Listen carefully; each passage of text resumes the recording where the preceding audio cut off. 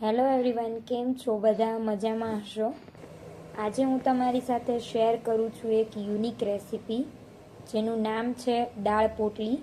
આ રેસીપી મને મારા એક ફ્રેન્ડે શીખડાવી હતી, જે હું તમારી સાથે શેર કરું છું. તો આપણે છે દાળ પોટલીમાં જે પોટલીનું પૂરણ હોય છે તેનું સ્ટફિંગ છે એ તૈયાર કરીએ છીએ. સૌથી પહેલાં તો એક કઢાઈની અંદર છે આપણે 2 ચમચી જેટલું તેલ લઈ લેવાનું છે અને એમાં છે આપણે એડ કરીશું આદુ મરચાંની પેસ્ટ. આદુ મરચાં છે થોડી વાર સતળાઈ જાય એટલે આપણે એની અંદર બાફેલા જે બટેટા હોય છે એના મેં કટકા કરી દીધા હતા, તો એ આપણે એડ કરી દઈશું. ત્યાર પછી એને આપણે છે મિક્સ કરી લેવાનું છે, બરાબર રીતે મિક્સ કરી લેવાનું છે, જેથી કરીને નીચે જે કંઈ આપણો આદુ મરચાંની પેસ્ટ છે એ ચોંટી ન જાય. મિક્સ કર્યા પછી આપણે હવે અંદર છે એડ કરીશું મીઠું. તો મીઠું છે તમારા સ્વાદ પ્રમાણે તમે એડ કરી શકો છો. ત્યાર પછી 1 ચમચી જેટલો આમચૂર પાવડર, ડ્રાય મેંગો પાવડર. તમારા ઘરે જો મેંગો પાવડર અવેલેબલ ન હોય તો તમે લીંબુનો રસ પણ એડ કરી શકો છો. અને 1 ચમચી જેટલી અહીંયા દળેલી મેં સાકરનો યુઝ કર્યો છે. અમે ખાંડ નથી ખાતા એટલે મેં અહીંયા સાકર જ વાપરી છે. જો તમે ખાંડ વાપરવી હોય તો એ પણ તમે વાપરી શકો છો. બધો મસાલો એડ કરી દીધો છે, તો આપણે હવે એને છે સારી રીતે મિક્સ કરી લઈશું. અને વચ્ચે વચ્ચે છે આ રીતે ચમચાની મદદથી છે બટેટા મેશ કરતા જવાના છે. અને લાસ્ટમાં આપણે એડ કરીશું કોથમરી અને તેને પણ આ રીતે મિક્સ કરી લેવાની છે. તમે અહીંયા જે બટેટાનું મેશર આવે છે એની મદદથી પણ બટેટા મેશ કરી શકો છો, પણ મને આ ચમચાની મદદથી તે બટેટા મેશ કરવા ગમે છે, કેમ કે એનાથી થોડા બટેટા આખા રહે છે તો ટેસ્ટ સારો આવે છે. હવે લાસ્ટમાં છે તમારે થોડુંક એવું બટેટાનું પૂરણ લઈ અને ચાખી જોવાનું છે. જો કંઈ ઘટતું હોય તો તમે એ પૂરણમાં છે એડ કરી શકો છો. અને આ રીતે પૂરણ તૈયાર થઈ જાય એટલે ગેસ છે તમારે બંધ કરી દેવાનો છે. હવે આપણે તૈયાર કરવાનું છે જે પોટલી છે એના બહારનું પડ છે તૈયાર કરીશું. તો એમાં છે ચણાના લોટનો યુઝ થશે. તમારે આમાં ખાસ યાદ રાખવાનું છે કે 2 વાટકી જેટલો ચણાનો લોટ લેવાનો છે અને એની સાથે 1 વાટકી જેટલો ઘઉંનો લોટ લેવાનો છે. જો તમે આ માપ છે એને કંઈ આગળ પાછળ કરશો તો તમારું જે કાંઈ બહારનું જે પડ છે એ બરાબર નહીં બને, ફાટી જશે તમે જ્યારે વણશો ત્યારે. એટલે ખાસ આ માપ છે તમે યાદ રાખજો. હવે આપણે છે લોટની અંદર થોડું મીઠું અને 1 ચમચી જેટલું તેલ એડ કરીશું અને પાણી એડ કરી અને એનો પૂરી જેટલો કડક છે લોટ બાંધીને તૈયાર કરી લઈશું. તો જો લોટ છે આ રીતે હશે, પૂરી જેવો તે લોટ બનીને તૈયાર થયો છે. હવે આપણે એને એક ભીનું કપડું ઢાંકી અને 5 થી 10 મિનિટ જેવું રેસ્ટ કરવા દઈશું. હવે લોટ રેસ્ટ થાય છે ત્યાં સુધી આપણે છે ખજૂર આમલીની ચટણીની તૈયારી કરી લઈએ. તો અહીંયા મેં 1 ચમચી જેટલી આમલી લીધી છે અને 4 નંગ જેટલા ખજૂર લીધા છે અને 1 ચમચી જેટલો ગોળ એડ કર્યો છે. આ બધું છે મેં ગરમ પાણીમાં એડ કર્યું છે, એટલે 5 થી 10 મિનિટ જેવું આપણે આને પલળવા દઈશું. હવે આપણે લોટ જોઈએ તો લોટ છે 5 થી 10 મિનિટ થઈ ગઈ છે, તો લોટ જો થોડો આવો મોઈસ્ટ થઈ ગયો છે. હવે આપણે એના પૂરી જેવડા લુવા બનાવી લઈશું અને જે રીતે આપણે પૂરી વણતા હોય એ રીતે છે આપણે એને વણી લઈશું. વણવામાં છે તમે ઘઉંનો લોટ લઈ શકો છો. તો આ રીતે પૂરી જેવડો છે લુવો લઈ અને પૂરી વણી નાખવાની છે. ત્યાર પછી અંદર આપણે પૂરણ છે એ બટેટાનું જે કંઈ તૈયાર કર્યું હતું સ્ટફિંગ એ મૂકી દઈશું અને એને આ રીતે છે કોર્નરમાંથી છે ભેગું કરી અને પોટલી જેવો આકાર છે આપી દઈશું. એટલે આપણી પોટલી બનીને છે તૈયાર થઈ જશે. વચ્ચેથી છે તમારે આ રીતે થોડુંક પ્રેસ કરવાનું છે, એટલે પોટલી જેવો શેપ છે તૈયાર થઈ જશે. તો તૈયાર છે આપણી પોટલી. આ બનાવવામાં બહુ જ તે સરળ હોય છે. તો આ પોટલી બનાવી છે એકદમ સરળ છે. તમારા ઘરે જો કોઈ ગેસ્ટ આવવાના હોય તો દાળ અને પોટલી બનાવીને તમે પહેલેથી જ તે રેડી રાખી શકો છો. પછી જ્યારે ગેસ્ટ આવે ત્યારે ગરમ ગરમ આપણે તળવાની જ તે રહે છે.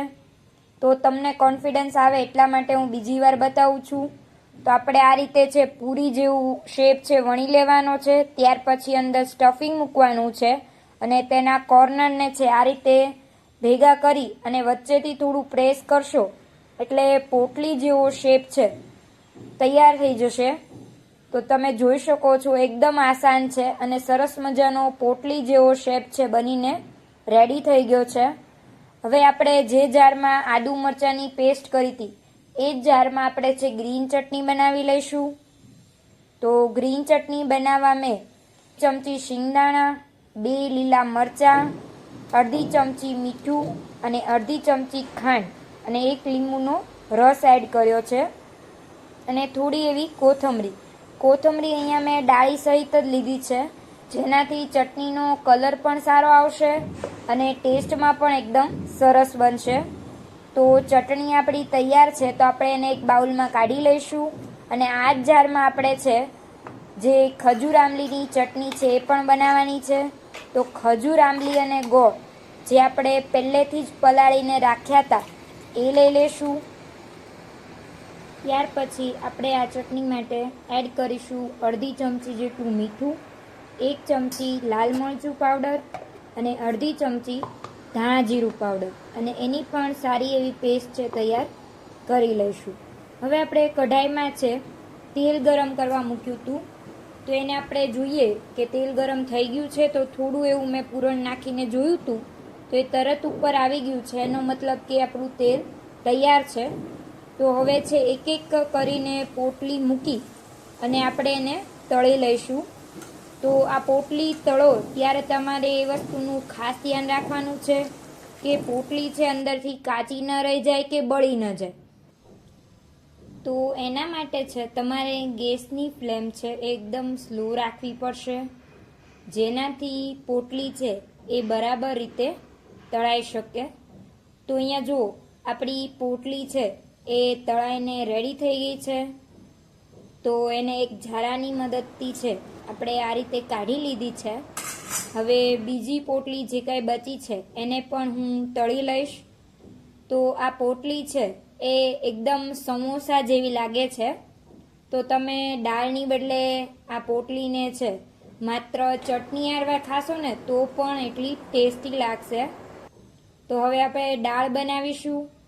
તો દાળ બનાવવા માટે છે મેં 2 નંગ જેટલા ટામેટાં છે એ સુધારી લીધા છે અને હવે છે એક કઢાઈમાં આપણે તેલ ગરમ મૂકીશું. તેમાં 1 ચમચી જીરું, તજ, બાદિયા, લવિંગ 4-5 નંગ અને તમાલપત્રનું 1 પાન એડ કરીશું. ત્યાર પછી આપણે એમાં છે ટામેટાં જે કટ કરીને રાખ્યા હતા એ એડ કરી દઈશું અને એને છે મિક્સ કરી લઈશું. ત્યાર પછી આપણે આમાં જ તે બધો મસાલો કરવાનો છે. તો મેં 1 ચમચી જેટલો ગોળ એડ કર્યો છે અને અડધી ચમચી જેટલું મીઠું ઉમેર્યું છે અને 1 લીંબુનો રસ એડ કર્યો છે. અડધી ચમચી જેટલું છે ધાણા જીરું પાવડર, અડધી ચમચી હળદર અને 1 ચમચી જેટલું મરચું એડ કર્યું છે અને ત્યાર પછી છે આને મિક્સ કરી લીધું છે. તો તમારે જે કંઈ મસાલો કરવાનો હોય એ બધો ટામેટામાં જ કરી દેવાનો છે. અને ત્યાર પછી એમાં છે આપણે જે બાફેલી તુવેરની દાળ હતી એ એડ કરીશું અને એને પહેલાં તો આપણે મિક્સ કરી લેવાની છે. પછી એમાં છે આપણે પાણી રેડવાનું છે, જેનાથી આ દાળ છે એ પતલી થોડી થઈ જાય. એટલી બધી આપણે ઘટ દાળ રાખવાની નથી. તો તમે જોઈ શકો છો એટલી પતલી દાળ છે રાખવાની છે. લાસ્ટમાં આપણે એડ કરીશું એમાં મીઠું અને ત્યાર પછી છે દાળને ઉકળવા દઈશું. દાળ ઉકળી જાય એટલે આપણે એની અંદર છે એડ કરી દઈશું કોથમરી. તો તૈયાર છે દાળ પોટલી.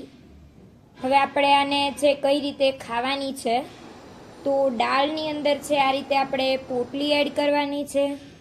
ત્યાર પછી ગ્રીન ચટણી અને જે આપણે ખજૂર આમલીની ચટણી બનાવી હતી એ ચટણી એડ કરીશું. ત્યાર પછી ઉપરથી થોડી સેવ અને ડુંગળી પણ એડ કરી શકો છો, પણ અહીંયા મેં ડુંગળીનો યુઝ નથી કર્યો આજે. અને ઉપરથી થોડીક છે કોથમરી. તો તમે જોઈ શકો છો કે દાળ પોટલી છે એકદમ મસ્ત બનીને તૈયાર થઈ ગઈ છે. તો તમે પણ આ રીતે ચોક્કસથી દાળ પોટલી બનાવજો. અને તમને જો આ રેસીપી ગમી હોય તો એક લાઈક જરૂરથી કરી દેજો. હવે આપણે મળીશું નેક્સ્ટ વિડીયોમાં. Bye bye, take care.